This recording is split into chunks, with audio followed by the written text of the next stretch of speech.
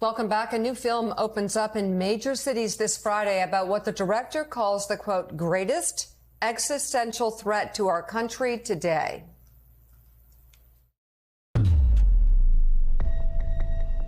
There just won't be enough jobs to give all Americans a decent, livable wage.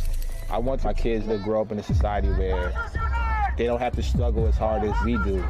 That's what we need to fight for. I mean, our middle class is, I don't want to say it's gone, but it erodes every single day. Do you think they're going to build any affordable housing here? Oh, hell no. I don't want to work 3 jobs, nights, weekends. I want a life.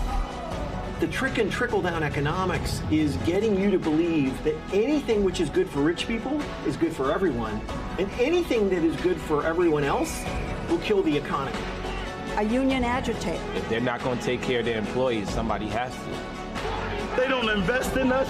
They don't show us the resources. It's just not sustainable. The system is going to collapse. The documentary is entitled Americand. And joining us now, the film's director, Sean Claffey, along with Chris Smalls, the founder and president of the Amazon Labor Union. His story is featured in the film.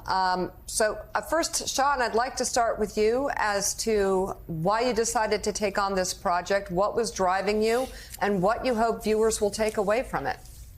Sure, and thank you for having me. Basically, my family was able to immigrate here in the 20s from Ireland, from abject poverty. And they kind of worked as servants here in the 20s, and then the New Deal was introduced, and labor protections, and they were able to ascend to the middle class in one generation. And it changed my life and the lives of millions of Americans and built the strongest middle class in the world. And during my lifetime, we've watched that erode year by year by year for short-term profits, and it's destabilizing the country. We see it in the newspapers every day. It's easy to manipulate people who are suffering, working extremely hard and not making it every month, and get them to blame, be manipulated and blame others, the immigrants, people that don't look like them, different religions, and it's a very scary time. Sean, this has been a slow motion train crash that we've seen coming for 20, 30 years. I saw something probably a decade ago that talked about how there were more people that worked for General Motors in Detroit back in the early 1980s than work at, you just start adding it up, the Googles, the Apples, all of these tech companies that are supposed to save our lives. And you can drive through any town in New England, you'll see a factory that's boarded up, and you'll see a town all around that boarded up factory struggling. How do we reverse this? Well, I think we have to band together. We can no longer allow ourselves to be divided by race, religion, gender, anything. Come together and demand that we have a path to the middle class for everyone that works hard, and build a strong middle class, because without that, we really will have a very unstable country, and we could even lose democracy. And that's really the message of the movie. But the hope is, people like Chris Smalls, stood up, like 7, 10 of them, of his team, and went up against the most powerful employer in the world, and they won. They spent $25 million to defeat them. And so I've never had more hope than I have now, but we have to all band together and make it happen. Or, even the billionaires will have a world that, a country and a world that they don't want to live in. So, Chris, to remind the viewers of your story, you led a walkout at the start of the pandemic of an Amazon warehouse on Staten Island, New York. You were fired later that same day. Eventually led labor union, Amazon Labor Union, helped found that. So just talk to us about your experiences, but also just how much of a threat, in your estimation, is this for workers like you who are trying to show up each and every day who may not be able to?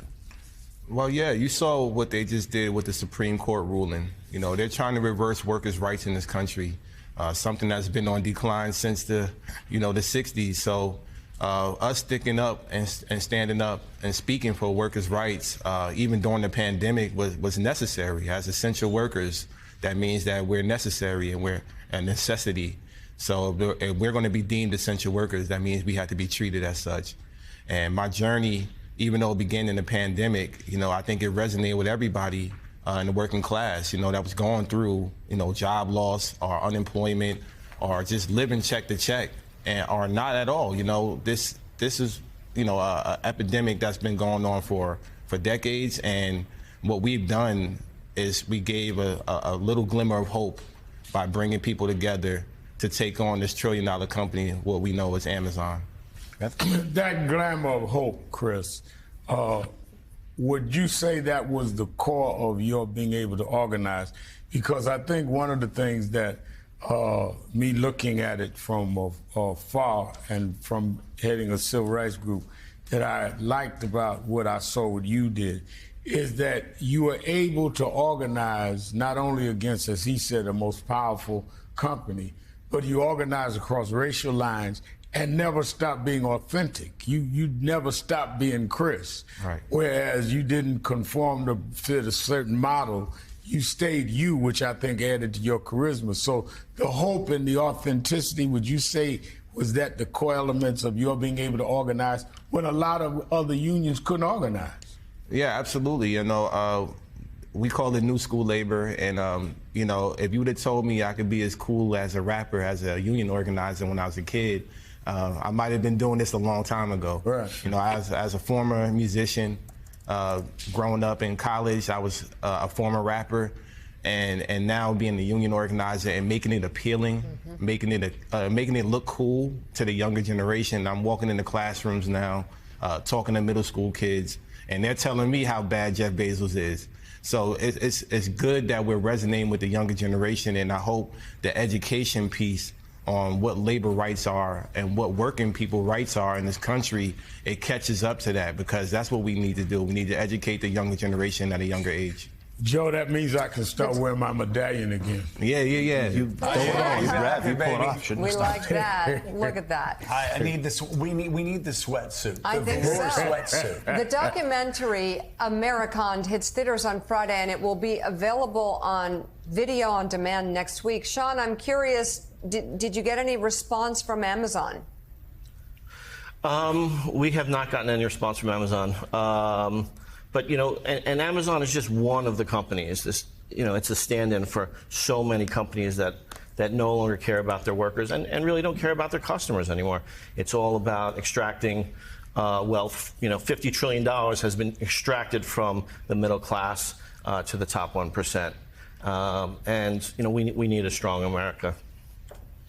Sean Claffey and Chris Smalls, thank you very much for coming on the show this morning.